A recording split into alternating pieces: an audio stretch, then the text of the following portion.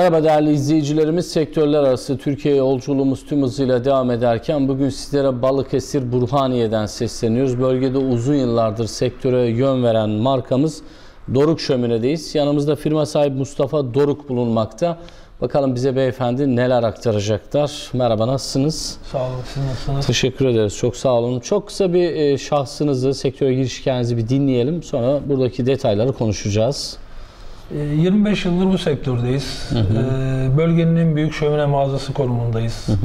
İşte 3 marka ile müşterimize hitap ediyoruz. İşte Tamam. Nordflam, Hitze, Flameart markalarının Balıkesir, Çanakkale yetkili bölge bayisiniz. Yetkili bölge bayisiniz. Hizmet ağınız nereye kadar uzuyor burada çalışmalar? Hizmet ağımız Balıkesir ili geneli, Çanakkale ili geneli, İzmir'de de Çandarlı'yla sınırımız var. Kimlere çok hitap ediyorsunuz?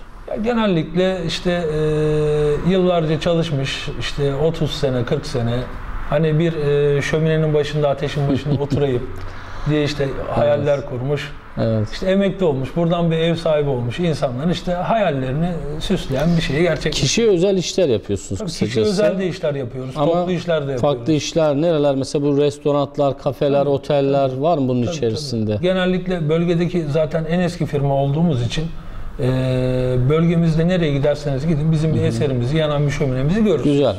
Nereye kadar uzanıyor bu hizmet ağınız bölgesel olarak? Dediğim gibi Balıkesir ili geneli, Çanakkale ili geneli, bir de İzmir'de de Dikili, Çandarlı sınırımız var. Belli bir sınırımız var orada. Tabii ki. Bir müşteriyle diyaloğunuzu anlatalım. Ben size geldim, müracaat ettim. Nasıl bir yol izliyorsunuz? Önce gidip bir etüt mü yapıyorsunuz? Tabii ki. İlk önce şunu söyleyeyim, her eve şömine olmuyor. Evet. Bunun için yani bizim mimari çizimlerde, projelerde yapılmayan bacalar gerekiyor.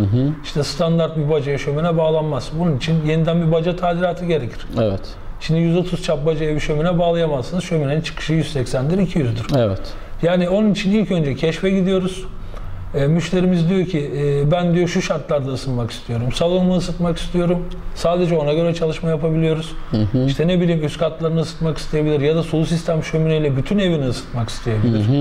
Yani bu tarz ihtiyaçlara göre cevap veriyoruz. Evet. Güzel bir fizibilite. Ondan sonra tabii ki. verdiğimiz, taahhüt ettiğimiz zaman da hizmetler başlıyor. Ne kadar sürüyor ortalama bir şömineyi kurmanız? Değişken. Bir günde bittiği de olabilir.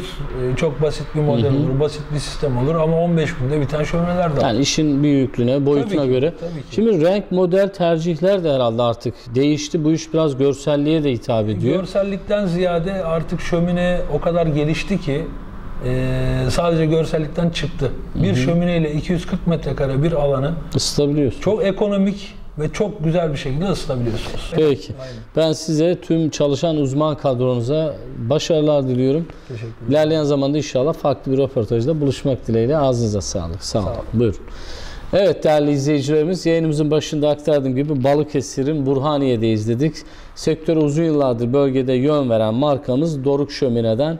Firmamızın sahibi beyefendi Mustafa Doruk'tan aktaracaklarımız şimdilik bu kadar diyor. Sözü Merkez Stüdyo'dan aktarıyoruz. Hoşça kalın.